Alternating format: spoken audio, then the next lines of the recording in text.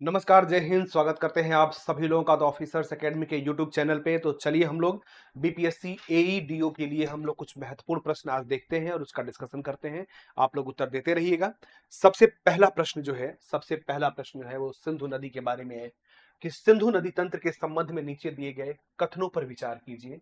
सिंधु नदी तंत्र के संबंध में नीचे दिए गए कथनों पर विचार कीजिए। सिंधु की सहायक नदी ब्यास कुल्लू घाटी से गुजरती है। ब्यास नदी जो है ये कुल्लू घाटी से गुजरती है। जम्मू कश्मीर में अवस्थित डल झील झेलम नदी पर अवस्थित है। डल झील जो है ये झेलम नदी पर अवस्थित है। डल झील झेलम नदी पर अवस्थित है। कौन सा कथन सत्य है? सत्य कथन की पहचान करनी है। कौन सा कथन सत्य है? केवल एक, केवल दो, एक दो दोनों, न तो एक न तो दो। तो आपको क्या लगता है इसमें से सिंधु नदी तंत्र के बारे में क्या सत्य है? सिंधु नदी तंत्र, नदी तंत्र का मतलब होता है कि एक मुख्य नदी और उससे मिलने वाली जितनी उसकी सहायक नदियां हैं सब मिलाकर के एक नदी तंत्र का निर्माण करती हैं। तो यहाँ पर सिंधु नदी तंत्र के अंतर्गत सिंधु की सहायक झेलम है, सिंधु की सहायक चिनाब है, रावी है, ब्यास है, सतलज है, अन्य भी नदियां हैं। तो यहाँ पर बात किया जा रहा है झेलम, सबसे पहले ब्यास नदी के बारे में कि सिंधु की सहायक ब्यास नदी कुल्लू घाटी से गुजरती है। कुल्लू घाटी से गुजरती है। पहली बात, जो कुल्लू घाटी है ये है कहां पर? कुल्लू घाटी कहां पर है? तो ये हिमाचल प्रदेश में है। हिमाचल प्रदेश में है। और कुल्लू घाटी जो है ये पीर पांजाल, पीर पांजाल व धौलाधार, पीर पांजाल और धौलाधार के मध्य है। पीर पांजाल और धौलाधार श्रेणी के मध्य है कुल्लू घाटी। पीर पांजाल और धौलाधार श्रेणी के बीच में है। तो सिंधु की सहायक नदी जो ब्यास है वो कुल्लू घाटी से होकर के गुजरती है। ये बात सही है, बिल्कुल। ब्यास जो है वो कुल्लू घाटी से होकर के गुजरती है, ब्यास नदी गुजरती है। और जम्मू कश्मीर में अवस्थित जो डल झील है, डल झील झेलम नदी पर स्थित है? नहीं, डल झील जो है झेलम नदी पर स्थित नहीं है, बल्कि झेलम नदी पर जो स्थित है वो है वुलर झील। जो वुलर लेक है, वुलर झील जो है ये स्थित है झेलम नदी पर। वुलर झील स्थित है, डल झील स्थित नहीं है। डल झील कहां पर है? तो ये जम्मू कश्मीर में है। डल झील एक दर्शनीय और एक पर्यटक स्थल है, लेकिन ये झेलम नदी पर स्थित नहीं है। वुलर झील से होकर के झेलम नदी गुजरती है। तो यहाँ पर सत्य क्या है? केवल एक जो है वो केवल सत्य है, केवल एक यहाँ पर सत्य है। अगर हम ब्यास नदी की बात करें, ब्यास नदी की बात करें, इसका जो स्रोत है, इसका स्रोत है ब्यास कुंड। इसका स्रोत है ब्यास कुंड, जो कि हिमाचल प्रदेश में है। रोहतांग दर्रे के पास ब्यास कुंड इसका स्रोत है। इसके पर कुछ परियोजनाएं हैं, कुछ प्रमुख परियोजनाएं हैं जो इसके ऊपर है। परियोजनाएं जैसे इसके ऊपर है पोंग बांध, इसी के ऊपर है पोंग पोंग बांध। पोंग बांध जो है ये हिमाचल प्रदेश में है। कहां पर है? तो हिमाचल प्रदेश में है पोंग बांध। पोंग डैम हिमाचल प्रदेश में है, ध्यान रखिएगा।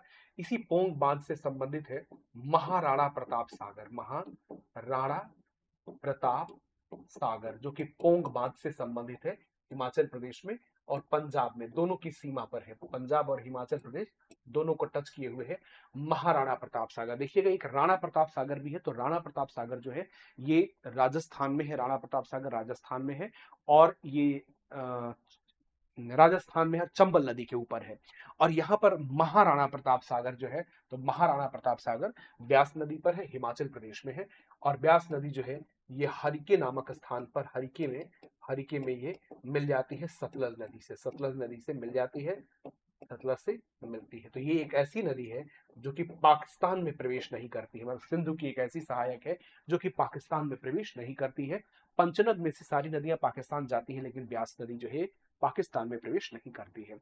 अब यहाँ पर कुल्लू घाटी जो है पीर पांजाल और धौलाधार श्रेणियों के बीच में है, हिमाचल प्रदेश में। ब्यास नदी वहां से बहती है, ये बात सही है। चलिए आगे बढ़ते हैं। सिंधु नदी तंत्र में शामिल नदियों का उत्तर से दक्षिण सही क्रम क्या है? सिंधु नदी तंत्र में शामिल नदियों का उत्तर से दक्षिण का क्रम क्या है? क्रम क्या है? झेलम चिनाब सतलुज रावी, झेलम चिनाब सतलुज रावी, चिनाब झेलम रावी सतलुज, झेलम चिनाब रावी सतलुज, या चिनाब झेलम सतलुज रावी। क्या इसका उत्तर से दक्षिण का क्रम क्या है? उत्तर से दक्षिण का क्रम क्या है? सिंधु नदी तंत्र की बात हो रही है। तो सिंधु नदी तंत्र जो है, सिंधु नदी तंत्र, इसकी जो नदियां हैं इसका क्रम हमसे पूछा जा रहा है। सिंधु नदी, सिंधु नदी तंत्र का की जो नदियां हैं उसका सीक्वेंस, उसका क्रम हमसे पूछा जा रहा है। तो देखिए, सिंधु नदी तंत्र में अगर हम देखें तो सिंधु में सबसे पहले झेलम, उसके बाद चेनाब, फिर रावी, फिर ब्यास और सतलज मिलती है। झेलम, चेनाब, रावी, ब्यास और सतलज मिलती है, तो यहाँ पर हो जाएगा झेलम, चेनाब, रावी, ब्यास, सतलज। सी इसका सही उत्तर है, सी इसका सही उत्तर है। ठीक है, सिंधु की जो सहायक नदियां हैं, इसको अगर एक मैप के साथ देखा जाए तो ज्यादा अच्छा होगा। चलिए मैं आपको एक मैप पर समझाता हूँ सिंधु की जो सहायक नदियां हैं। थोड़ा सा ध्यान दीजिएगा, मैप के साथ इसकी सहायक नदियों को देखते हैं। सबसे पहले बात सबसे पहली बात, एक हमसे पूछा जाता है कि ये जो नदियां हैं और यहाँ के जो पर्वत हैं, उनका क्रम और किस पर्वत के बीच में कौन सी नदी बहती है, ऐसे प्रश्न आता है। तो सबसे उत्तर में भारत में यहाँ पर कराकोरम श्रेणी है। इस तरह से कराकोरम श्रेणी है। कराकोरम कराकोरम श्रेणी जो है उसके दक्षिण में जब आप आते हैं, इसके साउथ में जब आप आते हैं, तो कराकोरम के दक्षिण में आपको यहाँ पे लद्दाख श्रेणी मिलती है। इस तरह लद्दाख श्रेणी है, ये लद्दाख रेंज है यहाँ पर कराकोरम, और यहाँ पर लद्दाख है। और लद्दाख के दक्षिण में जब हम आते हैं तो आपको मिलती है इस तरह जास्कर श्रेणी। लद्दाख के भी दक्षिण में इस तरह से जास्कर श्रेणी मिलती है, जो कि चली जाती है हिमाचल प्रदेश तक। जास्कर श्रेणी हिमाचल प्रदेश तक है। अब यहाँ पर जो नदियां बहती हैं उनको अगर आप देखेंगे, जो नदियां बहती हैं, तो आप ध्यान से देखिए यहाँ पे जो बहने वाली नदियां हैं, सिंधु नदी जो है लद्दाख श्रेणी को काट करके इस तरह से बहती है और आकर के इस तरह पाकिस्तान में चली जाती है। सिंधु की एक सहायक नदी है जो कि कराकोरम से निकल करके और जाके मिलती है इस तरह सिंधु में। इसको श्योक नदी कहते हैं। कराकोरम से निकलती है और जाके सिंधु में मिल जाती है। इसी तरह एक और सहायक नदी है सिंधु की, जो जास्कर श्रेणी से निकल के इसमें मिलती है। जास्कर से निकल के इसमें मिलती है, इसका नाम है जास्कर। जास्कर नाम है। इसके बाद एक नदी इधर गिलगित से आके मिलती है, इसको गिलगित नदी कहा जाता है, गिलगित। इसके बाद मिलने वाली नदियों में काबुल है, कुर्रम है और गोमल है। ये सारी नदियां मिलती हैं, काबुल, कुर्रम और गोमल, ये सिंधु में जाके मिलती हैं। तो जो सिंधु की नदियां हो गई, आप यहाँ पर देख सकते हैं किस तरह से सिंधु नदी है। सिंधु नदी है। सिंधु नदी लद्दाख श्रेणी को काटती है और काट के जहां प्रवेश करती है उस जगह पर है बुंजी गॉर्ज। वहां पर एक गॉर्ज बनाती है नदी, एक गॉर्ज बनाती है। और गॉर्ज, जो कि नदियां पहाड़ों को काट के वी आकार की गहरी घाटियां बनाती है, उसको गॉर्ज कहते हैं। और ये जो बुंजी गॉर्ज है भारत का सबसे गहरा गॉर्ज है। प्रश्न पूछा जाता है कि भारत का सबसे गहरा गॉर्ज किस नदी के द्वारा बनाया जाता है और कहां बनाया जाता है, तो सिंधु नदी के द्वारा बुंजी गॉर्ज बनाया गया है। और कहां बनाया गया? लद्दाख श्रेणी में बनाया गया है। इसके बाद ये सिंधु नदी आगे बढ़ती जाती है, और सिंधु नदी जब आगे बढ़ती है तो इसमें पाकिस्तान, इसमें जो नदियां मिलती हैं, इसमें एक नदी इसमें मिलती है जिसका नाम है श्योक। श्योक नाम की नदी मिलती है जो कराकोरम से निकल रही है। इसके बाद एक मिलती है गिलगित, यूके वाले क्षेत्र में गिलगित बाल्टिस्तान में मिलती है गिलगित। उसके बाद आके मिलने वाली नदी है काबुल, काबुल। इसके बाद मिलती है कुर्रम, और उसके बाद मिलती है गोमल। ये सारी नदियां जो है ये राइट साइड से मिलती है, दाहिनी ओर से आके मिलती है सिंधु में। ये राइट साइड से मिलने वाली नदियां हैं जो कि इसमें आके मिलती है राइट साइड से। ठीक है। इसके बाद जब आप आगे बढ़ देखते हैं तो यहाँ पर लेफ्ट साइड से भी कई सारी नदियां आके मिलती हैं, बाईं ओर से कई सारी नदियां आके मिलती हैं। गौर करिएगा, जैसे इसमें मिलती है, इसमें झेलम मिलती है, इस तरह से झेलम है। इसके बाद चेनाब है, रावी नदी है इस तरह से। इसके बाद ब्यास नदी है, ब्यास और सतलज। ब्यास और सतलज इस तरह क्रमिक रूप से मिल जाती है। तो आप देख सकते हैं कि ये जो सिंधु की सहायक नदियां हैं, इसका क्रम क्या रहेगा? तो क्रम में हम देख सकते हैं पहले झेलम है, झेलम है, झेलम के बाद चेनाब है, चेनाब के बाद है रावी, रावी के बाद है ब्यास, और ब्यास के बाद यहाँ पर है सतलज। ब्यास के बाद यहाँ पे सतलज है। ठीक है, सतलज नदी है। तो आप देख सकते हैं कि सिंधु, झेलम, चेनाब, रावी, ब्यास और सतलज, इस क्रम में नदियां मिलती हैं आकर के। और ये सारी नदियां जाके फाइनली सिंधु में मिल जाती है, फाइनली सिंधु में मिलती है। जहां मिलती है उस जगह का नाम है मिठान कोट, पाकिस्तान में। और यहाँ पर सबसे लंबी जो सहायक है वो चेनाब मानी जाती है। चेनाब सबसे लंबी सहायक मानी जाती है, सिंधु की सबसे लंबी सहायक जो है चेनाब। तो इस तरह से आप देख सकते हैं सिंधु की सहायक नदियां। ध्यान दीजिए, मैंने जो जो बताया एक बार मैं रिपीट कर देता हूं। एक बार मैंने बताया आपको, सिंधु की राइट साइड से मिलने वाली पहली नदी है श्योक, गिलगित, काबुल, कुर्रम, गोमल, ये सब अफगानिस्तान से काबुल आती है। सिंधु से बाईं ओर से मिलने वाली नदी, पहली नदी जो है वो जास्कर नदी है। आप देख सकते हैं यहाँ पर एक जास्कर नाम की नदी है। ये जास्कर नाम की नदी सबसे पहले मिलती है, जास्कर नदी इसमें। जास्कर के बाद पंचनद मिलती है जिसमें झेलम है, चेनाब है, रावी है, ब्यास और सतलज। ये पंचनद जाकर के मिलती है किसमें? तो ये पंचनद जाके मिलती है सिंधु में। पंचनद जाकर सिंधु में इस तरह मिल जाती है। तो आप देख सकते हैं ये पूरा का पूरा इंडस रिवर सिस्टम है, सिंधु नदी तंत्र है। सिंधु की जो सहायक नदियां हैं इसमें एक है नुब्रा, एक है गास्टिंग, हुंजा कारगिल, सुरु, ये सब अन्य सहायक नदियां हैं, सिंधु की अन्य सहायक नदियां, ठीक है ना। अन्य सहायक नदियां, तो इसको ध्यान रखिएगा। सिंधु की जो और सहायक नदियां हैं, जिसमें नुब्रा है, गास्टिंग है, हुंजा है, कारगिल है, शुरू है, ये सब सिंधु की अन्य सहायक नदियां हैं, जिसको हमने यहाँ पर बताया। तो ये सारी नदियां, बाकी कुछ अन्य सहायक नदियां, ये सब मिलाकर के ये सिंधु नदी तंत्र का निर्माण करती हैं। तो क्रम हमने देख लिया कि झेलम है, चेनाब है, रावी है, ब्यास है और सतलज, ये क्रम है। इसके बाद हम आगे बढ़ते हैं। तो आगे अब आपको इंफॉर्मेशन दे दूं कि जो हमारा नया टोला सेंटर है, यहाँ पर ऑफलाइन का बैच अवेलेबल है जो कि 8 तारीख से ये बैच आपको मतलब अवेलेबल है, और इसका फायदा आप लोग उठा सकते हैं सहायक शिक्षा विकास पदाधिकारी के लिए। तो जिसको भी बीपीएससी एईडीओ की परीक्षा देनी है, अपनी सीट सुरक्षित करनी है, अपना सिलेक्शन लेना है, उसके लिए सुनहरा मौका है, इसका जरूर फायदा आप लोग उठाएं। आगे है कि यह नदी चंद्रा और भागा, यह नदी चंद्रा और भागा दो सरिताओं के मिलने से बनती है। ये सरिताएं हिमाचल प्रदेश में केलांग के निकट तांडी में आपस में मिलती हैं। केलांग के निकट तांडी में आपस में मिलती हैं। इसे चंद्रभागा के नाम से भी जाना जाता है, इसे चंद्रभागा के नाम से भी जाना जाता है। उपरोक्त विवरण किस नदी के संबंध में है, उपरोक्त विवरण किस नदी के संबंध में है? झेलम है, रावी है, सतलज है, चेनाब या ब्यास। तो आखिर ये सारा विवरण जो है ये किस नदी के बारे में है, किस नदी की बात यहाँ पर कही जा रही है? कौन सी नदी है जो कि चंद्रभागा दो धाराओं के मिलने से बनती है? झेलम, रावी, सतलज, चेनाब, ब्यास, कौन सी नदी है जो कि दो धाराओं के मिलने से बनती है? चलिए बताइए, कौन सी नदी है जो कि दो धाराओं के मिलने से बनती है? चंद्रा और भागा। देखिए, इसमें जो चंद्रा नदी है, चंद्रा नदी जो है, अगर इसके स्रोत की बात करें, कहां से निकलती है, इसका जो स्रोत है, तो इसको बोलते हैं बारह सिगरी। बारह सिगरी जगह है, बारह सिगरी जगह है, वहां से निकलती है। एक ग्लेशियर है, बारह सिगरी ग्लेशियर, जहां से निकलती है, बारह सिगरी ग्लेशियर से निकलती है। और इसके बाद आगे इसमें आकर के आगे इसमें भागा नदी मिलती है, आगे इसमें भागा नदी मिल जाती है, इसमें आगे जाके भागा नदी मिलती है। और जब ये मिल जाती है तो ये बनती है चेनाब। चंद्रा और भागा के मिलने के बाद निर्माण होता है किस नदी का? चेनाब नदी का। तो चेनाब नदी जो है ये चंद्रा भागा नदियों के मिलने से बनती है। और ये कहां पे है? तो बड़ा लाचा दर्रे के पास मतलब ये शुरू होती है बड़ा लाचा दर्रे के पास, बड़ा लाचा दर्रे के निकट से ये नदी शुरू होती है। बड़ा लाचा दर्रे के निकट ये नदी शुरू होती है। कौन सी नदी? चेनाब नदी बड़ा लाचा दर्रे के पास से शुरू होती है, चंद्रभागा नदियों के मिलने के बाद से। तो अब यहाँ पर ये नदी कौन सी है? चेनाब नदी है। कौन सी है? तो चेनाब नदी। चलिए, रावी की शुरुआत कहाँ से होती है? रावी।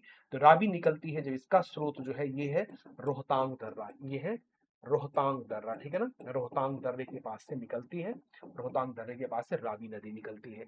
झेलम ये निकलती है शेषनाग झील से, जो कि बेरीनाग नाम के झरने के पास है।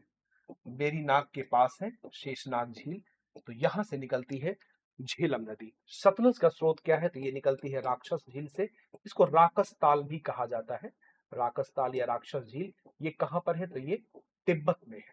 इसका मतलब ये तिब्बत से निकलती है और ये पूर्ववर्ती नदी है। और ब्यास जो है ये ब्यास कुंड से निकलती है। ब्यास जो है ब्यास कुंड से निकलती है, जो कि रोहतांग दर्रे के निकट है। रोहतांग दर्रा के पास है ब्यास कुंड, वहां से निकलती है ब्यास नदी। ब्यास नदी ब्यास कुंड के पास से निकलती है, जो कि रोहतांग दर्रे के निकट है ब्यास कुंड, जहां से निकल रही है, ठीक है। तो ये हमने चंद्रा और भागा, चंद्रा और भागा अर्थात चेनाब नदी के बारे में बात की। चेनाब के बारे में एक चीज याद रखिए, चेनाब नदी जो है ये सिंधु की सबसे लंबी सहायक नदी है। सिंधु की सबसे लंबी सहायक नदी, सिंधु की सबसे लंबी सहायक नदी, मतलब ये ऐसी नदी है जो सिंधु की सबसे लॉन्गेस्ट ट्रिब्यूटरी मानी जाती है, ठीक है ना। सबसे लंबी सहायक नदी कौन सी है? तो सबसे लंबी चेनाब नदी है। अब बात आते हैं कि चेनाब नदी पर कौन कौन सी परियोजनाएं बनी हैं, इसके बारे में आपको जानना चाहिए। चेनाब नदी की परियोजनाएं, चेनाब नदी की परियोजनाएं। तो चेनाब नदी की जो परियोजनाएं हैं, इसको आप ध्यान दीजिए। यहां पर जो परियोजनाएं हैं, इसमें एक है सलाल, दूसरी है दुलहस्ती, इसके बाद है बगलिहार, सलाल दुलहस्ती बगलिहार, सलाल दुलहस्ती बगलिहार, ये सब कहाँ पर है? जम्मू कश्मीर में। ये सब जम्मू कश्मीर में। इसके अतिरिक्त भी कुछ परियोजनाएं हैं, जैसे एक नई परियोजना पाकल दुल परियोजना, पाकल, ठीक है ना, एक है रातले। ये सारे परियोजनाएं बन रही हैं, ठीक है, नई है, ठीक है ना, जम्मू कश्मीर में। इनको भी जरूर याद रखिएगा, ये इंपॉर्टेंट है, ठीक है। आपने पढ़ा होगा सलाल दुल हस्ती बगलिहार के बारे में। सलाल दुल हस्ती बगलिहार, ये सलाल दुल हस्ती बगलिहार जो है, ये निश्चित रूप से चुनाव की एक महत्वपूर्ण मतलब परियोजनाएं हैं, और इस पे कई बार प्रश्न आया भी है। लेकिन आप ध्यान रखिए, इस पे कुछ नई परियोजनाएं भी बन रही हैं, जैसे पाकल है, रातले है, ये सब नए बांध, नए डैम बनाए जा रहे हैं। इसके बारे में भी आप जरूर जानिएगा, जरूर दिमाग में रखिए इस चीज को। चुनाव की बात हमने कर ली, आगे बढ़ते हैं। गंगा नदी तंत्र के संबंध में निम्न नीचे दिए गए कथनों पर विचार कीजिए। गंगा नदी तंत्र, गंगा नदी तंत्र के बारे में हमें प्रश्न किया गया है कि गंगा नदी मध्य या लघु हिमालय को काटकर, मध्य तथा लघु हिमालय को काटकर तंग महाखड्डों से होकर गुजरती है। मतलब गंगा नदी जो है मध्य अथवा लघु हिमालय एक ही चीज है, मध्य या लघु एक ही हिमालय है, तो उसको काट करके एक तंग महाखड्ड से गुजरती है। गंगा नदी हरिद्वार के पास पर्वतीय भाग को छोड़कर मैदानी भाग में प्रवेश करती है। हरिद्वार के पास मैदानी भाग में प्रवेश करती है, मैदान में प्रवेश करती है। और पिरम द्वीप के समीप यह नदी बंगाल की खाड़ी में गिरती है। नदी पिरम द्वीप के समीप जाकर के बंगाल की खाड़ी में गिरती है। पिरम द्वीप के समीप ये बंगाल की खाड़ी में गिरती है, ठीक है। अब ये जो प्रश्न है, इसके हिसाब से हमारा प्रश्न क्या इसमें सही है, ये हमसे पूछा गया है। क्या सही, क्या असत्य है, सॉरी, क्या असत्य है पूछा गया, ठीक है।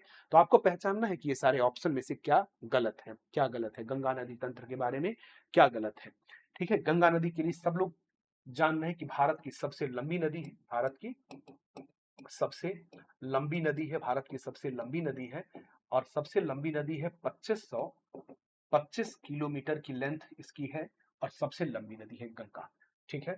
गंगा नदी सबसे लंबी नदी है। गंगा की जो सहायक नदियां हैं, इसके बारे में मैं बता दूं, सहायक नदियां इसमें जो है, तो इसकी जो सहायक नदियां हैं, इस पे गौर करिएगा, जो बाईं ओर से मिलती हैं, क्योंकि नदियां जो होती हैं, कुछ बाईं ओर से मिलती है, कुछ दाहिनी ओर से मिलती है। तो सहायक नदियों पे ये भी पूछा जाता है कि कौन लेफ्ट बैंक ट्रिब्यूटरी है, कौन राइट बैंक ट्रिब्यूटरी है। तो यहाँ पर ध्यान रखिएगा, बाईं ओर से मिलने वाली नदियों को बता रहा हूँ। बाईं ओर से मिलने वाली नदियां जो है वो है रामगंगा, रामगंगा, गोमती, रामगंगा, गोमती, घाघरा, गंडक, कोसी और महानंदा, और महानंदा। ये गंगा की बाईं ओर से मिलने वाली सहायक नदियां हैं, बाईं ओर से मिलने वाली। अब यहीं पर गंगा की जो दाई सहायक नदियां हैं, इनकी बात करूं, दाईं ओर से मिलने वाली जो नदियां हैं, तो दाईं ओर से मिलने वाली नदियों में है यमुना, सोन, पुनपुन, फल्गु, यमुना, सोन, पुनपुन, फल्गु, किऊल, इसके बाद अजय, इसके बाद दामोदर, और इसके बाद रूपनारायण। रूपनारायण ध्यान रखिएगा, अजय, दामोदर और रूपनारायण ये हुगली से मिलती है, गंगा की जो वितरिका मानी जाती है। तो याद रखिएगा, हुगली गंगा की एक वितरिका है, मतलब डिस्ट्रीब्यूटरी है। लास्ट में जब नदियों से कई सारी शाखाएं निकलने लगती है, ब्रांचेस निकलने लगती हैं, बटने लगती हैं, इसको वितरिका बोलते हैं। तो यहां पर ध्यान रखेंगे कि अजय, दामोदर, रूपनारायण, तो ये क्या है, ये एक वितरिका है, ठीक है ना। अजय, दामोदर, रूपनारायण ये अपने आप में एक वितरिका है, ठीक है, एक वितरिका है। तो अजय, दामोदर, रूपनारायण क्या है, एक वितरिका है, सॉरी सॉरी सॉरी, हुगली एक वितरिका है, और हुगली की ये सहायक नदियां हैं। मतलब अजय, दामोदर, रूपनारायण ये हुगली की सहायक नदियां हैं, और हुगली गंगा की वितरिका है। अभी मैं डायग्राम पे समझा देता हूं आपको। फिलहाल गंगा नदी मध्य और लघु हिमालय के एक तंग खड्ड से निकलती है, ये बात सही है। हरिद्वार के पास ही पर्वतीय भाग को छोड़ करके मैदानी भाग में प्रवेश करती है, ये भी सही है। लेकिन ये पीरम द्वीप के पास आकर के बंगाल की खाड़ी में नहीं गिरती है, बल्कि बंगाल की खाड़ी में मिलती है गंगा सागर द्वीप के पास। कहां पर, तो गंगा सागर जो द्वीप है, गंगा सागर द्वीप के निकट जाकर के ये मिलती है। गंगा सागर द्वीप के पास जाके बंगाल की खाड़ी में गिरती है, पीरम द्वीप के पास नहीं। ये जो पीरम द्वीप है, ये कहां पर है, जो पीरम द्वीप है ना, पीरम द्वीप जो है ये ये है खंभात की खाड़ी में। कहां पर है, तो खंभात की खाड़ी में है। ये खंभात की खाड़ी में, ठीक है ना। पीरम द्वीप जो है ये खंभात की खाड़ी में है, गुजरात के पास, ठीक है, गुजरात के निकट खंभात की खाड़ी में है। ये गंगा से कोई संबंधित नहीं है, किसी भी रूप में संबंधित नहीं है। तो जो तीसरा बिंदु है ये गलत साबित हो गया और यही हमारा आंसर हो गया। केवल 3 जो है यही असत्य है। असत्य पूछा है तो केवल 3 जो है ये असत्य है। अगर हम गंगा नदी के पूरे चैनल की बात करें तो ध्यान दीजिए, इस तरह से गंगा नदी प्रवाहित होती है। गंगा नदी, गंगा की सहायक जो है ब्रह्मपुत्र, सहायक कहें या उसका एक तरह से सह नदी कह लीजिए कि यहाँ पे ब्रह्मपुत्र है, गंगा और ब्रह्मपुत्र, इस तरह से ब्रह्मपुत्र असम को छोड़ करके जब ब्रह्मपुत्र प्रवेश करती है बांग्लादेश में तो यहाँ पर इसको जमुना के नाम से जानते हैं। और गंगा भी जब भारत में रहती है तो इसको तो गंगा कहते हैं, लेकिन इसके बाद बांग्लादेश में इसका नाम हो जाता है पद्मा। पद्मा, इसके बाद आगे भी जब ये मिल जाती है तब भी पद्मा नाम रहता है। लेकिन जैसे ही इसमें आकर के जुड़ती है एक अन्य नदी असम की ओर से जिसका नाम है मेघना नदी, मेघना नदी जैसे ही मिलती है तो इससे मिलने के बाद फिर इसका नाम मेघना ही हो जाता है। और ये याद रखिएगा, मेघना के नाम से बंगाल की खाड़ी में गिरती है। बंगाल की खाड़ी में मेघना के नाम से गिरती है, बंगाल की खाड़ी में मेघना नाम से गिरती है। मेघना नाम से बंगाल की खाड़ी में गिरती है। किस नाम से? तो मेघना के नाम से बंगाल की खाड़ी में गिरती है, ठीक है, मेघना नाम से। अब यहाँ पर गंगा से एक वितरिका निकलती है, गंगा से ही बट के एक धारा निकलती है इस तरह, जिसको कहते हैं हुगली, जिसको हुगली कहा जाता है, ये हुगली है। और यही वितरिका जो है इसमें अलग अलग नदियां आके मिलेंगी, जिसमें बिहार की ओर से आके मिलती है अजय, अजय, अजय के बाद आके इसमें मिलती है दामोदर, दामोदर जो छोटा नागपुर पठार की ओर से आती है। और एक आके मिल जाती है रूपनारायण, रूपनारायण। तो इस तरह से ये पूरा का पूरा गंगा का डेल्टा क्षेत्र डेवलप हो जाता है। ये पूरा गंगा का डेल्टाई क्षेत्र है जहां पर गंगा ब्रह्मपुत्र मिलकर के फिर मेघना मिलकर बंगाल की खाड़ी में गिरती है। और हुगली के पास से ये, हुगली के पास से ये जाकर के, मतलब हुगली बट करके, और हुगली भी बंगाल की खाड़ी में जाती है। और यहीं पर गंगा सागर द्वीप पड़ता है, यहीं आगे हुगली के आगे गंगा सागर द्वीप है। तो इस तरह से पीरम द्वीप से इसका कोई संबंध नहीं रहता है, पीरम द्वीप से कोई संबंध नहीं। निम्नलिखित में से कौन सा कथन एंडीज पर्वतमाला के संदर्भ में गलत है? एंडीज पर्वतमाला की बात हो रही है और पूछा जा रहा है कि क्या गलत है। एंडीज पर्वतमाला विश्व की सबसे ऊंची पर्वतमाला है, विश्व की सबसे ऊंची पर्वतमाला है। एंडीज नवीन वलित पर्वत के उदाहरण है, नवीन वलित पर्वत के उदाहरण है। एंडीज पर्वतमाला अनेक ज्वालामुखी शिखर है, एंडीज पर्वतमाला पर अनेक ज्वालामुखी शिखर है। पैटागोनिया एंडीज पर्वतमाला के वृष्टि छाया क्षेत्र में, वृष्टि छाया क्षेत्र में एक शीत मरुस्थल है, वृष्टि छाया क्षेत्र में एक शीत मरुस्थल है, ठीक है। तो एंडीज पर्वतमाला के संदर्भ में प्रश्न किया गया और प्रश्न किया गया कि क्या गलत है, आपसे पूछा जा रहा है जिससे एंडीज पर्वतमाला क्या गलत है। तो एंडीज पर्वतमाला सबसे पहली बात ये है कहां पर, एंडीज पर्वतमाला है कहां पर, किस जगह पर है ये? तो ध्यान रखिए ये है दक्षिण अमेरिका में। कहां पर है? दक्षिण अमेरिका में, ठीक, दक्षिण अमेरिका। बाकी एंडीज पर्वतमाला विश्व की सबसे ऊंची पर्वतमाला है, सबसे ऊंची नहीं, सबसे ऊंची पर्वतमाला नहीं है। विश्व की सबसे ऊंची जो पर्वतमाला है वो एंडीज नहीं है, वो है हिमालय। जो हिमालय है इसमें भी जो बृहद हिमालय है ये सबसे ऊंची पर्वतमाला है, एंडीज नहीं है। तो इसका मतलब जो पहला पॉइंट है ये तो सही नहीं है, पहला गलत है। दूसरा, एंडीज नवीन वलित पर्वत के उदाहरण है, बिल्कुल सही बात है। एंडीज जो है एक न्यू फोल्डेड माउंटेन है, नवीन वलित पर्वत है, न्यू फोल्डेड माउंटेन है एंडीज। एंडीज पर्वतमाला में अनेक ज्वालामुखी शिखर हैं, बिल्कुल सही बात है, इसके बारे में मैं अभी बात करूंगा। और पैटागोनिया, पैटागोनिया एंडीज पर्वतमाला के वृष्टि छाया क्षेत्र में एक शीत मरुस्थल है, ये भी सही है। तो यहाँ पर पूछा गया क्या गलत है, तो पहला जो है यही गलत है, पहला जो है यही गलत है, तो यही आंसर हो जाएगा, यही आंसर हो जाएगा। अब अगर हम एंडीज पर्वतमाला की बात करें यहां पर और थोड़ा सा इसको हम देखने का प्रयास करें अगर दक्षिण अमेरिका में, तो आप देखिए, थोड़ा ध्यान दीजिए दक्षिण अमेरिका में एंडीज पर्वतमाला की क्या स्थिति है। देखिएगा एंडीज पर्वतमाला आपको दक्षिण अमेरिका के पश्चिमी तट के सहारे, पश्चिमी तट के सहारे इस तरह उत्तर से दक्षिण ऐसे फैली हुई विश्व की सबसे लंबी पर्वत श्रृंखला एंडीज के रूप में दिखाई दे रही है। यह है एंडीज, एंडीज माउंटेन। ऑब्वियस सी बात है, सबको पता है विश्व की सबसे लंबी पर्वत शिखर। यहां पर कई सारी चोटियां हैं, जैसे एक है कोटोपैक्सी, कोटोपैक्सी, एक है चिम्बाराजो, कोटोपैक्सी चिम्बाराजो, ये दोनों के दोनों इक्वाडोर में है, इक्वाडोर में है। इसके बाद आकर के यहाँ पर एक चोटी मिलती है जिसका नाम है मिष्टी, मिष्टी नाम की चोटी है जो कि पेरू में है, पेरू देश में है। इसके बाद आप थोड़ा और दक्षिण में आइए तो यहाँ पर एक चोटी है जिसका नाम है Ojos del Salado, Ojos del Salado, ये चिली अर्जेंटीना की सीमा पर है, चिली प्लस अर्जेंटीना, तो चिली अर्जेंटीना की सीमा पर है Ojos del Salado, Ojos del Salado Chile Argentina की सीमा पर है। और इसके बाद इस तरह से दक्षिण में है, दक्षिण में है यहाँ पर अकांकागुआ, दक्षिण में है अकांकागुआ। तो अकांकागुआ अर्जेंटीना में पड़ती है, जो दक्षिण अमेरिका की सबसे ऊंची चोटी है, अर्जेंटीना में है। अकांकागुआ के बारे में कई महत्वपूर्ण तथ्य हैं जो हमें जानना चाहिए। अकांकागुआ के बारे में कई सारे महत्वपूर्ण तथ्य हैं जिसको हमें जानना चाहिए।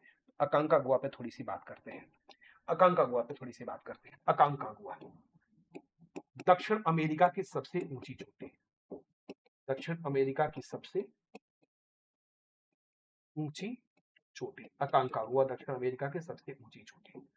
इसके बाद ध्यान दीजिए, ये विश्व की सबसे ऊंची ज्वालामुखी चोटी है, विश्व की सबसे ऊंची, विश्व की सबसे ऊंची ज्वालामुखी चोटी है,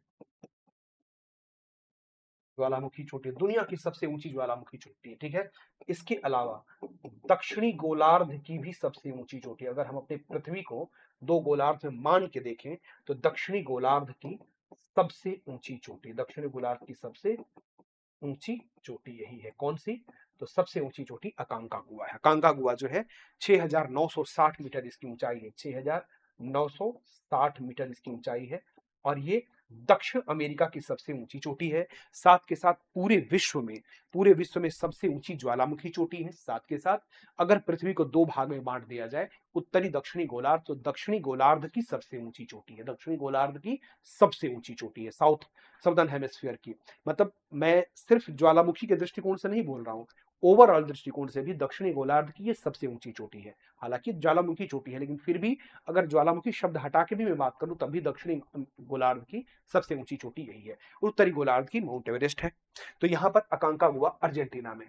अब इसके बाद ओजास डेल सैलाडो के लिए याद रखना, ये सबसे ऊंचा सक्रिय ज्वालामुखी है, सबसे ऊंचा सक्रिय ज्वालामुखी, सबसे ऊंचा सक्रिय ज्वालामुखी, ठीक है। अब इसके बाद इसी पर्वत के पूरब में आप चले आइए, इसके पूरब में आप आ जाइए, इसके ईस्ट में आइए। जब आप इसके पूरब में देखेंगे, इसके ईस्ट में आएंगे, तो अब इसके ईस्ट में, इसके पूरब में आपको यहाँ पर एक पठार और एक मरुस्थल दिखाई देगा इस जगह पे। और इस पठार या मरुस्थल का नाम है पैटागोनिया, इसका नाम है पैटागोनिया, पैटागोनिया डेजर्ट। अब देखिएगा यहां पर इस तरह से ये पर्वत श्रृंखला है, इस तरह से पर्वत श्रृंखला खड़ी है। अब यहां से जब पछुआ पवनें आती हैं तो पर्वत के सहारे जब ऊपर उठती है तो पर्वत के पश्चिमी भाग में वर्षा हो जाती है और पूर्वी भाग में वर्षा नहीं हो पाती है। ये बेसिकली जो पैटागोनिया है ये रेन शैडो एरिया में है, रेन शैडो एरिया में है, रेन शैडो एरिया में अर्थात वृष्टि छाया क्षेत्र में स्थित है, वृष्टि छाया क्षेत्र में स्थित है। तो इसी वजह से ये एक मरुस्थल के रूप में विकसित हो गया है। और एक कैसा मरुस्थल है? तो शीत मरुस्थल है। ये दक्षिण अमेरिका में एक ठंडा मरुस्थल है, शीत मरुस्थल है। हाँ, यहाँ पर एक उष्ण मरुस्थल भी, इसे भी साथ के साथ जानते चलते हैं। आप देखेंगे यहाँ पर चिली में अटाकामा डेजर्ट है, अटाकामा। तो जो अटाकामा है ये शीत मरुस्थल है, अटाकामा जो है ये शीत मरुस्थल है, ठंडा मरुस्थल है अटाकामा। सॉरी, क्या लिख दिया, सॉरी सॉरी सॉरी, शीत नहीं, ये उष्ण मरुस्थल है, उष्ण मरुस्थल है, शीत नहीं उष्ण मरुस्थल है, ठीक है, उष्ण। और दुनिया का सबसे ड्राइएस्ट डेजर्ट है, ड्राइएस्ट डेजर्ट है। और पैटागोनिया जो है एक ठंडा मरुस्थल है, शीत मरुस्थल है, ध्यान रखिएगा, पैटागोनिया शीत मरुस्थल है। तो मिष्टी नाम की जो चोटी है कहां पर? एंडीज के ऊपर है और ये पेरू देश में है। तो आप देखिए कितनी सारी ज्वालामुखी चोटियां हैं, कोटोपैक्सी, चिम्बराजो, मिष्टी, ओजास डेल सैलाडो, अकांकागुआ, ये सब ज्वालामुखी चोटियां हैं, सारी की सारी वोल्केनिक पीक्स हैं, सारी की सारी ज्वालामुखी चोटियां हैं। आगे है कि दक्षिण अमेरिका के संदर्भ में फजेंडा किसे कहते हैं? फजेंडा के साथ बारे में प्रश्न आ रहा है कि फजेंडा किसे कहते हैं? ब्राजील में कहवा के बागानों को, भेड़ों को रखने के लिए बड़े बड़े बाड़े जो बनते हैं उनको कहते हैं।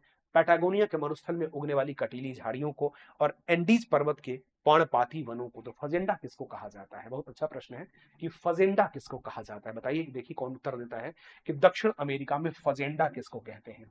यहाँ दो शब्दों का प्रयोग होता है, एक है फजेंडा और एक है फिनका। फजेंडा और फिनका दो शब्दों का प्रयोग होता है। फजेंडा ये ब्राजील में शब्द प्रयोग होता है, ब्राजील में। फिनका जो है ये कोलंबिया में प्रयोग होता है। ये दोनों ही एक ही चीज के लिए प्रयोग होते हैं। तो फजेंडा और फिनका, यहां पर ये दोनों क्या है? दोनों जो है ये कॉफी के बागान है, कॉफी एस्टेट है, कॉफी के बागान है या कॉफी एस्टेट आप कह सकते हैं। ये कॉफी एस्टेट है फजेंडा और फिनका, ठीक है। तो यहाँ पे लिखा है ना कि ब्राजील में कहवा के बागानों को फजेंडा कहते हैं। ब्राजील में कहवा के जो बागान होते हैं उनको क्या बोलते हैं? फजेंडा कहा जाता है, ठीक है ना। ये फजेंडा होते हैं। और इसी तरह से फिनका भी है कोलंबिया में। तो दोनों जानते रहिए, फजेंडा ब्राजील में, फिनका कोलंबिया में। फजेंडा ब्राजील में और फिनका कोलंबिया में।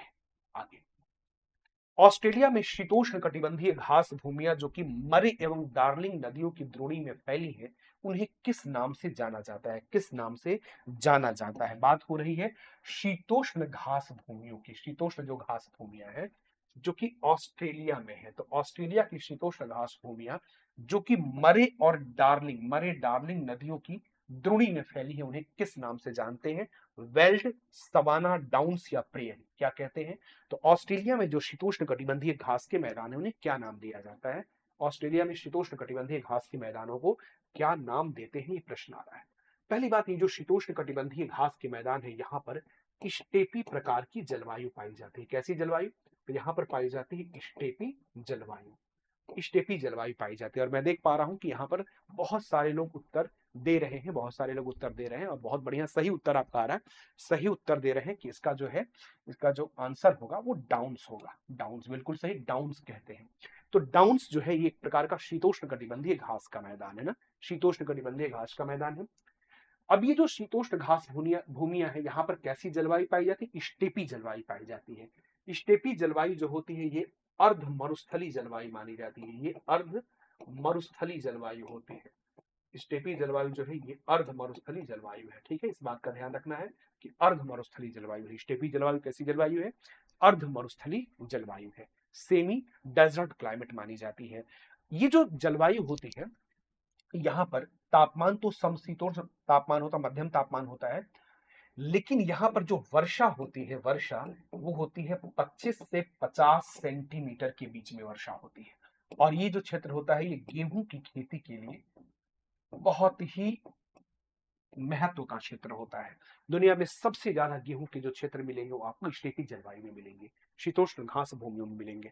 इस चीज को हम लोग एक मैप के सहारे देख सकते हैं। सबसे पहले हम ऑस्ट्रेलिया के मरे डार्लिंग नदी से शुरुआत करते हैं। देखिए यहाँ पर है इस तरह से मरे डार्लिंग नदी, मरे डार्लिंग नदी आप देख सकते हैं। यहाँ पर ऑस्ट्रेलिया में मरे डार्लिंग नदी है।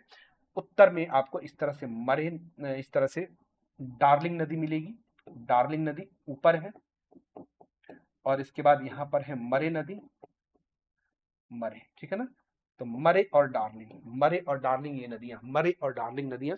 तो मरे डार्लिंग नदी इस जगह पर, और यहां पर जो पाया जाता है उसे डाउन्स कहा जाता है। कहां क्या नाम देते हैं बताता हूं सारा आपको। ध्यान दीजिएगा, ये जो पूरा क्षेत्र आप देख रहे हैं ना, ये पूरा का पूरा जो क्षेत्र देख रहे हैं ये स्टेपी क्षेत्र है। पूरा का पूरा जो रीजन आप देख पा रहे हैं ये सारा स्टेपी क्षेत्र है। यहाँ पर इसको स्टेपी कहा जाता है, इसे स्टेपी कहते हैं। इस पूरे क्षेत्र को स्टेपी कहा जाता है। ये पूरा स्टेपी क्षेत्र है, स्टेपी इसको कहा जाता है, ठीक है। यहाँ पर स्टेपी कहा जाता है। तो इस तरह से आप ध्यान रखेंगे कि स्टेपी। इसके बाद जब हम आ जाते हैं, अमेरिका में, यूएसए में, जब हम आ जाते हैं अमेरिका और कनाडा में इस जगह पे, तो इसको इसी जलवायु को और इसी कंडीशन को हम यहाँ पर प्रेयरी के नाम से जानते हैं। यहाँ प्रेयरी कहते हैं। इसी तरह आप आ जाइए अर्जेंटीना में, तो आप गौर करिए यहाँ पे जब अर्जेंटीना में आप आते हैं इस जगह पर, तो यहाँ पे इसको नाम दिया जाता है, यहाँ पर पंपास कहते हैं, इसको पंपास कहते हैं, पंपास। अगर आप दक्षिण अमेरिका में आएंगे तो यहाँ पर इसको कहा जाता है वेल्ड। दक्षिण अमेरिका में वेल्ड कहा जाता है। और यही चीज मरे डार्लिंग बेसिन में आप आ जाइए, यहाँ पर मरे डार्लिंग बेसिन में, तो यहाँ पर कहा जाता है इसको डाउन्स। इसको डाउन्स कहते हैं मरे डार्लिंग बेसिन में। और न्यूजीलैंड में इसको कैंटरबरी कहते हैं। न्यूजीलैंड में कैंटरबरी कहते हैं। ये सारे के सारे शीतोष्ण घास के मैदान है, ठीक है ना। कैंटरबरी कहते हैं, सारे शीतोष्ण घास के मैदान हैं। इसके बाद ध्यान रखेंगे, सारे शीतोष्ण घास के मैदान हैं। और यहीं पर हंगरी जगह है, हंगरी देश है यहाँ पर। हंगरी में पुस्ताज कहते हैं, हंगरी में पुस्ताज कहते हैं। कहां पर? हंगरी में। हंगरी में पुस्ताज कहते हैं। तो स्टेपी कहाँ कहते हैं? रशिया में, यूक्रेन में और कजाकिस्तान। रशिया, यूक्रेन और कजाकिस्तान इसको स्टेपी कहते हैं। प्रेरी कहते हैं अमेरिका और कनाडा में। अमेरिका कनाडा में प्रेरी कहते हैं। पंपास कहते हैं कहां पर? अर्जेंटीना में। पंपास कहते हैं अर्जेंटीना में। फिर रिपीट कर लीजिए इस चीज को। वेल्ड कहते हैं साउथ अफ्रीका में। वेल्ड कहते हैं साउथ अफ्रीका में। बाकी डाउन्स कहते हैं ऑस्ट्रेलिया में। ऑस्ट्रेलिया में डाउन्स कहते हैं। और कैंटरबरी कहते हैं इसको न्यूजीलैंड में। न्यूजीलैंड में कैंटरबरी कहते हैं। तो ध्यान रखेंगे, पुस्ताज जो है, पुस्ताज कहाँ कहते हैं? तो हंगरी में कहते हैं। हंगरी देश है यूरोप में, पुस्ताज कहते हैं। तो ये सारे शीतोष्ण घास के मैदान है, सब के सब शीतोष्ण घास के मैदान है। बीपीएससी एईडीओ सहायक शिक्षा विकास पदाधिकारी का जो टारगेट बैच है, अब हमारे यहाँ 3 सितंबर से ये आपको मिल रहा है। अब इसका फायदा आप लोग उठा सकते हैं। 999 इसकी फी है, तो आप लोग इसका फायदा उठाइए। 3 सितंबर से ये उपलब्ध है बैच। जिसको भी ऑनलाइन मोड में इसकी तैयारी करनी है, तो ये सारा आपको उपलब्ध है यहाँ पर, ध्यान रखिए। आगे है कि निम्नलिखित में से कौन सी नदियां ऑस्ट्रेलिया की प्रमुख नदियां हैं? निम्न में से कौन सी नदियां ऑस्ट्रेलिया की प्रमुख नदियां हैं? कौन सी नदियां जो है, जो ऑस्ट्रेलिया की, कौन सी नदियां ऑस्ट्रेलिया की प्रमुख नदियां हैं? Murray Darling, Barak, Tigris. Murray Darling, Barak, Tigris. देखिए उत्तर तो पहले ही मिल चुका है, उत्तर इसका पहले ही मिल चुका है, फिर भी अभी आप सभी लोग टाइप करके उत्तर दे दीजिए। बराक नदी जो है वो इराक में बहती है, सॉरी, बराक नदी जो है वो असम में बहती है। टिग्रिस नदी जो है, टाइग्रिस जो है, ये इराक में बहने वाली, इराक में बहती है, ठीक है। टाइग्रिस इराक में बहती है। तो मरे डार्लिंग कहां बहती है? ऑस्ट्रेलिया में। उत्तर दे दीजिए सभी लोग। वैसे तो आप लोग सब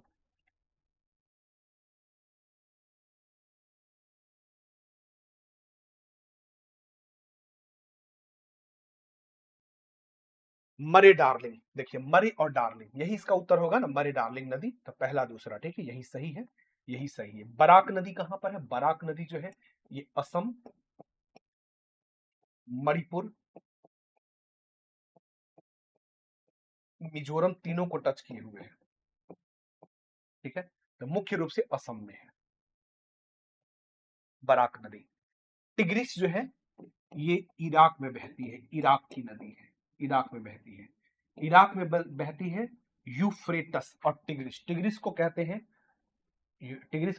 दजला। इसका दूसरा नाम है दजला, दजला, ठीक है।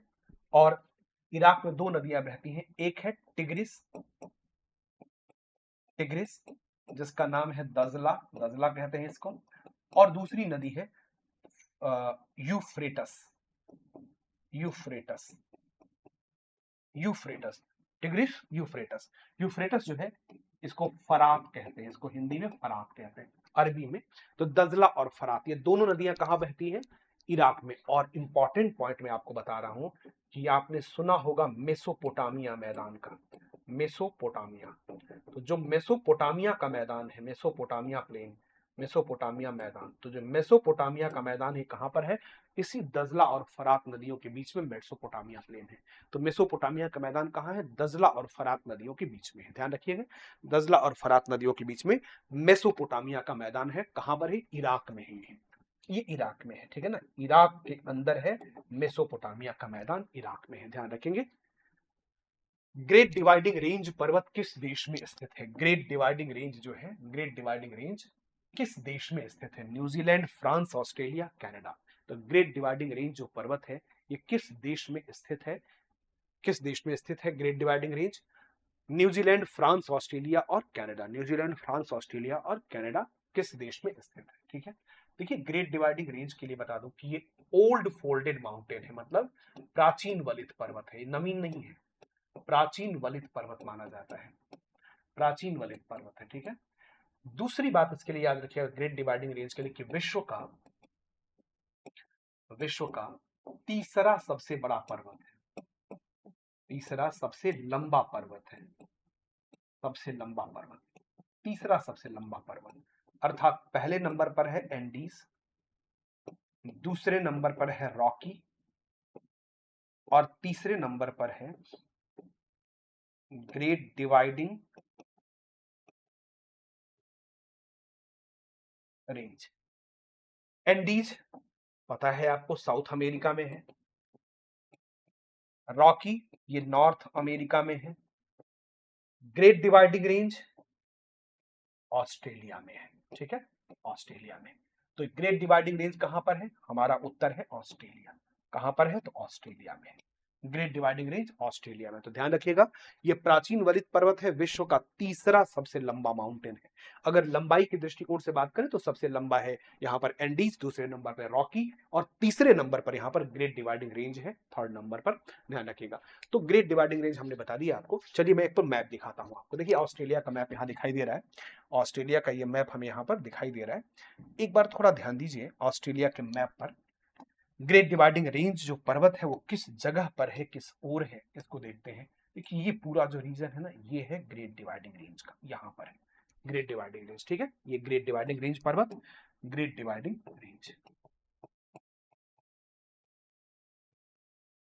अब ये जो ग्रेट डिवाइडिंग रेंज है ऑस्ट्रेलिया में, इसकी एक चोटी है, इसकी एक बहुत प्रसिद्ध चोटी है, यहां पर इस तरह से है, और इसका नाम है कोसी यूस्को।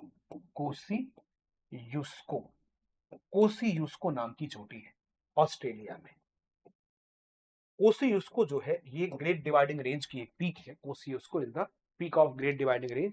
ये 2228 मीटर की ऊंचाई लिए हुए है। 2228 मीटर की ऊंचाई है। कोसी यूस्को ऑस्ट्रेलिया में है। तो कोसी यूस्को जो है ऑस्ट्रेलिया की एक चोटी है। कोसी यूस्को ऑस्ट्रेलिया में है। ठीक है, कोसी यूस्को ऑस्ट्रेलिया में है। और इसके आप देखेंगे ऑस्ट्रेलिया में जहां है, इसके उत्तर में थोड़ा देखिए तो यहां पर इस जगह पर कैनबरा है। कैनबरा ये कैपिटल है, कैनबरा जो कि कैपिटल है। ठीक है ना, कैनबरा जो है,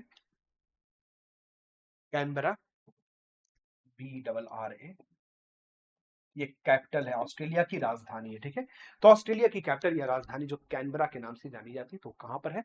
ग्रेट डिवाइडिंग रेंज के जस्ट ऊपर। और यहाँ पर जो पर्वत है ना, इस पर्वत का भाग है स्नोई माउंटेन, इसको स्नोई माउंटेन कहते हैं। मतलब ये ग्रेट डिवाइडिंग रेंज का ही पार्ट है, उसी का भाग है, स्नोई माउंटेन कहते हैं। इसी स्नोई माउंटेन के ऊपर है ग्रेट डिवाइडिंग रेंज जो है, यहाँ पर जो स्नोई माउंटेन है इसी के ऊपर है स्नोई पर्वत, स्नोई माउंटेन। तो स्नोई माउंटेन के ऊपर है, ये स्नोई माउंटेन के ऊपर है ग्रेट डिवाइडिंग रेंज।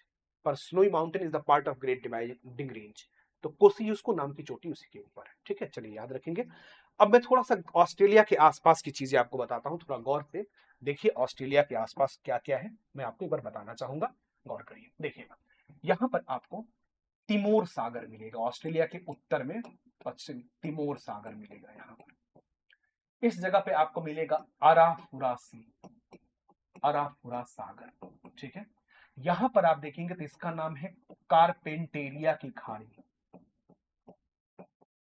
कारपेंटेरिया। थोड़ा सा अलग से देखते हैं, ये है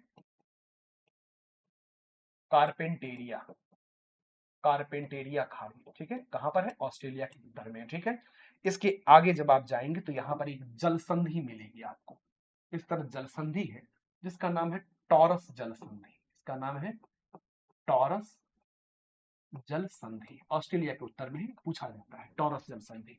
इसके ऊपर में आप देखो तो लिखा है पापुआ न्यूगिनी, देश का नाम है पापुआ न्यूगिनी, और इधर है यहाँ पर ऑस्ट्रेलिया।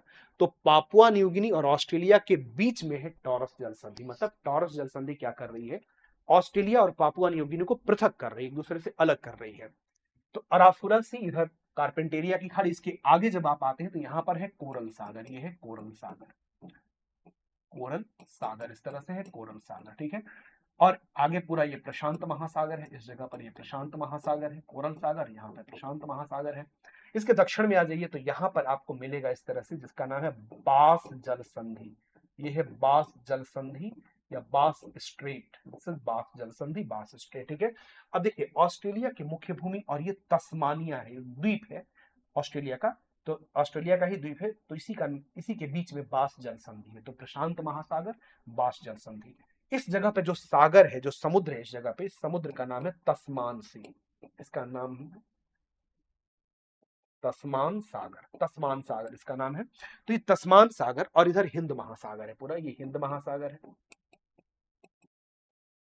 हिंद महासागर। तो आप कह सकते हैं कि जो बास जल संधि है, ये तस्मान सागर को हिंद महासागर से जोड़ती है, तस्मान सागर हिंद महासागर को जोड़ती है, और ऑस्ट्रेलिया को उसी के एक द्वीप तस्मानिया से अलग करती है, उसी के एक द्वीप तस्मानिया से सेपरेट करती है।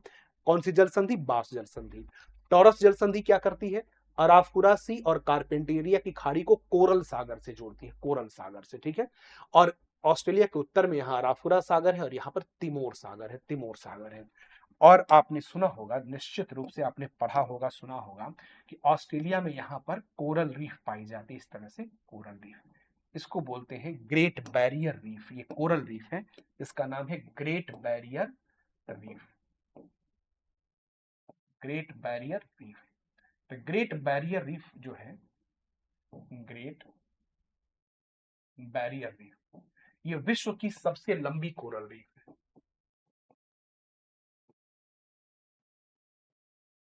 विश्व की सबसे लंबी कोरल रीफ। ठीक है, कभी भी पूछा जाए दुनिया की सबसे लंबी कोरल रीफ, तो ग्रेट बैरियर रीफ को आप याद रखिएगा। तो इस तरह से हमने समझा ऑस्ट्रेलिया के आसपास की कंडीशन को। चलिए आगे बढ़ते हैं, प्रश्न और लेते हैं, प्रश्न और लेते हैं। इसी तरह कुछ महत्वपूर्ण प्रश्नों को करते जाइए। मैं देखता हूं कि थोड़ा, जब मैं समझाने की कोशिश करता हूं कुछ कॉन्सेप्ट या फिर मैप पर थोड़ा डिटेल में जाता हूं, तो बहुत सारे लोग ऐसे होते हैं वो भागने लगते हैं, बहुत सारे लोग ऐसे होते हैं भागने लगते हैं। हो सकता है कि उनके इच्छा में, उनकी जिज्ञासा में, उनके भाव में ये चीज हो कि इतना आसान है सब कुछ। नहीं, इतना आसान नहीं है, समझिए इस चीज को। जो एईडीओ की परीक्षा है उसको आप इतना आसान, इतने हल्के में नहीं ले सकते।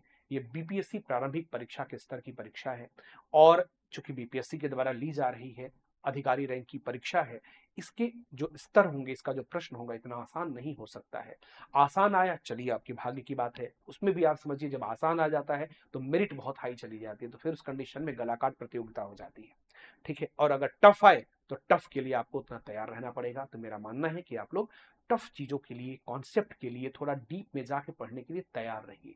घबराइए मत, भागिए मत, और आराम से तसल्ली से पढ़ते जाइए, तब जाके फायदा मिलेगा।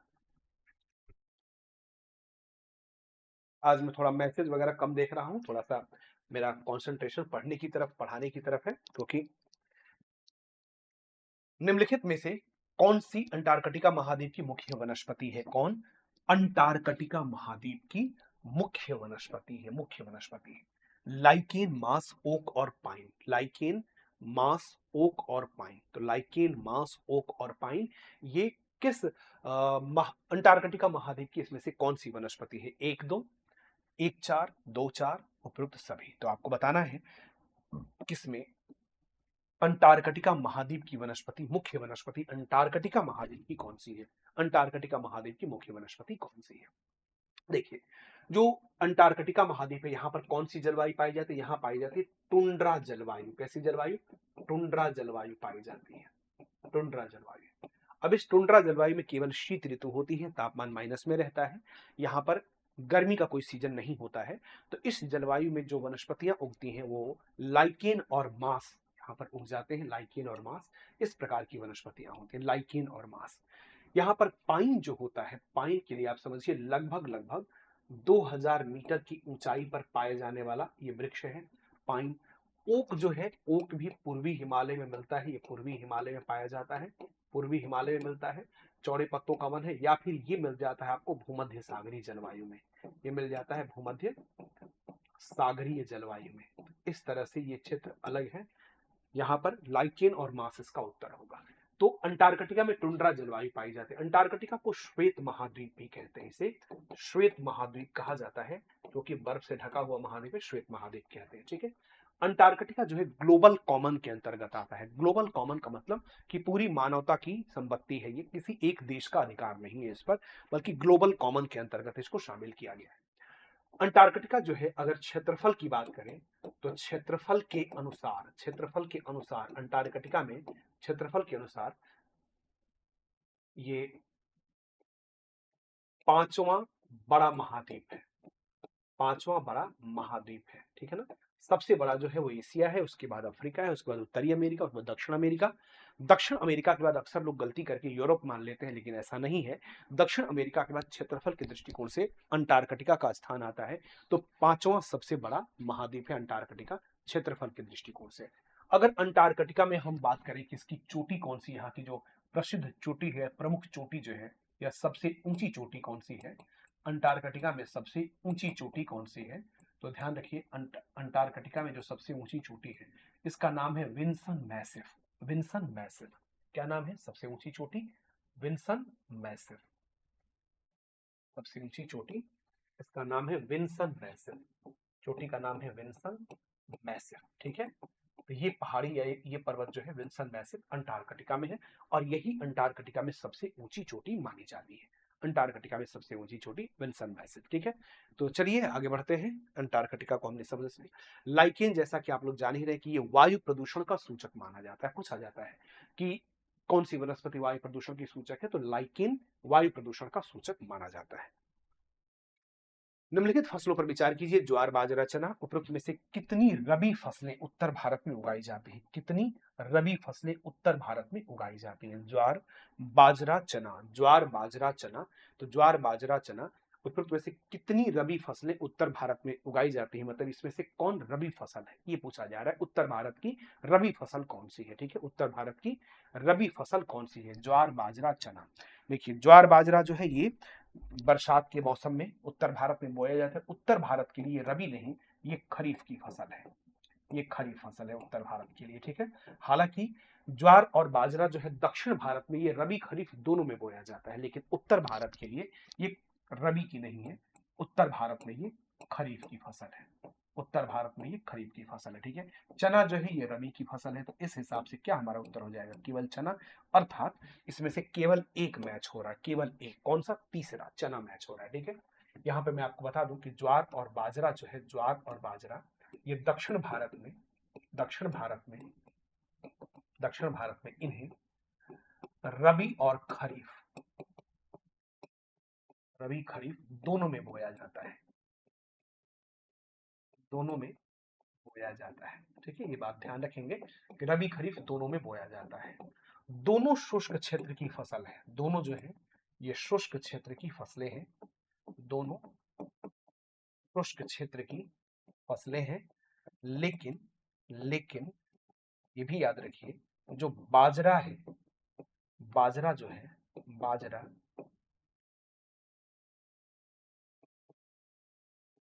बाजरा ये रबी की तुलना, बाजरा जो है ये ज्वार की तुलना में, ज्वार की तुलना में अधिक, ज्वार की तुलना में अधिक शुष्क क्षेत्र में उगाई जाती है, अधिक शुष्क क्षेत्र में उगाई जाती है, ठीक है। तो ध्यान रखिएगा रबी खरीफ दोनों में उत्तर भारत में। चना जो है रबी की फसल है, तो इस हिसाब से केवल एक मैच हो रहा है यहाँ पर, ठीक। तो उत्तर भारत में चना रबी की फसल है, और उत्तर भारत में ज्वार बाजरे को खरीफ के अंतर्गत रखा जाता है। हालांकि दक्षिण भारत में ये दोनों ऋतुओं में उगाई जाती हैं। बाजरा जो है रबी, मतलब ज्वार की तुलना में, ज्वार की तुलना में अधिक शुष्क क्षेत्र में उगाई जाने वाली फसल है, ठीक है।